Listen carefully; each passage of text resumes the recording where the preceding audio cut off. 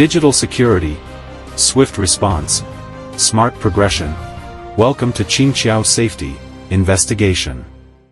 According to the Southern Metropolis Daily, on July 1, a medical technology company in Suzhou issued an obituary announcing the death of Xia, the company's international marketing director, in the Philippines on June 24 due to a kidnapping incident.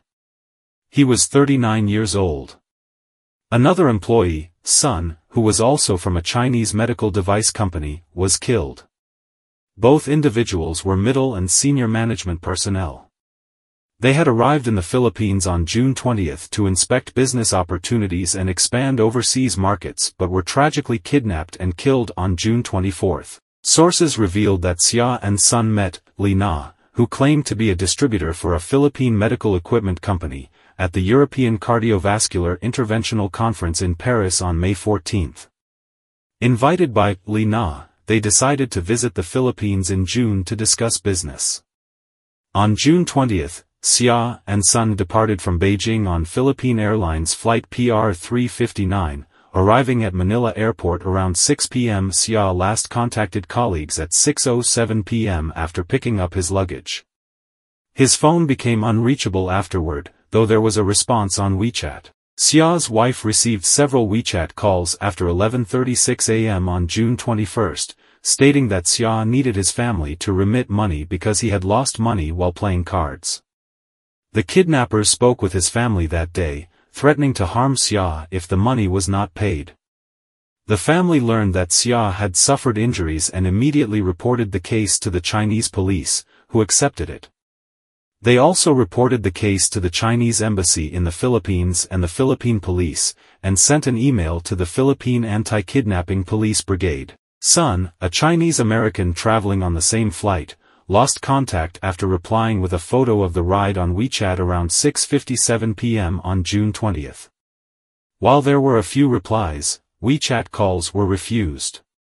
Sun's family also received ransom demands.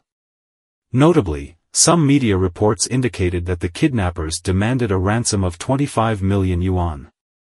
One of the victims' family members paid 3 million yuan, but the victims were still killed despite the payment. According to case experts, since China began cracking down on telecom fraud, the number of telecom fraud dens in Southeast Asian countries like the Philippines has decreased. However, criminals have shifted to more direct methods of obtaining wealth, such as kidnapping and extortion. Their typical approach involves registering a local shell company, sending representatives to China, inviting Chinese investors to the Philippines for business discussions, and then kidnapping the victims upon their arrival to extort ransom from their families. In this kidnapping incident, the two individuals involved were responsible for overseas business and were invited to the Philippines by local agents to expand the market. Unfortunately, they encountered misfortune. In the 1990s, the Philippines carried out democratic reforms, leading to a surge in local forces. The authorities focused on exploring and balancing the relationship between the central and local governments, which resulted in a reduced investment in public security. Consequently, the proliferation of guns and the number of criminal cases increased. On June 2 this year, two policemen on motorcycles and their accomplices intercepted a luxury car carrying 4 foreign tourists in the Philippines. They forcibly handcuffed the tourists and forced them into a van. 2 Chinese tourists managed to escape and alerted the authorities, while the remaining 2 were beaten by the kidnappers and released after paying a ransom of 2.5 million pesos. Subsequently, the Philippine police arrested 4 officers involved, including a sergeant. The Chinese embassy in the Philippines stated that domestic enterprises investing in Southeast Asia must verify the authenticity of the projects they receive invitations for, or contact the embassy for assistance, and remain vigilant. If necessary, they should consider working with a well-known security company to ensure personal safety.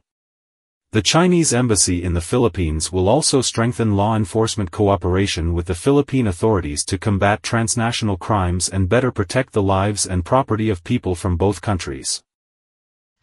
Tune in at 6 a.m. from Monday to Friday for Qingqiao Safety Investigation for your daily safety updates.